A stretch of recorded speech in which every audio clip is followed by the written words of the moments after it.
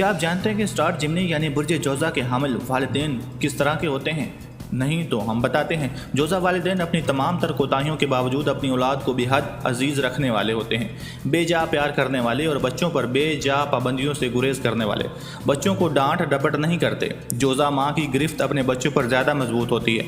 खुद अपने ऊपर कोई जहनी या जिस्मानी पाबंदी बर्दाश्त ना करने वाले, अपनी औलाद को हर किस्म की आज़ादी देकर उसे ज़िंदगी बसर करने का तरीका सिखाने वाले, अपने बच्चों की सलाहियतों से बेहद दिलचस्पी रखने वाले और निखार पैदा करने वाले, अपनी औलाद से जज्बाती लिहाज से दूर रहना पसंद करने वाले, मगर ज़हनी तौर पर नज़दीक उनकी ज़ात का ये तज़ाद उनकी औलाद पर बहुत जल्द वाज़े हो जाता है, जबकि वालिदैन अपनी रवश को हकीकत पसंदाना कहते हैं।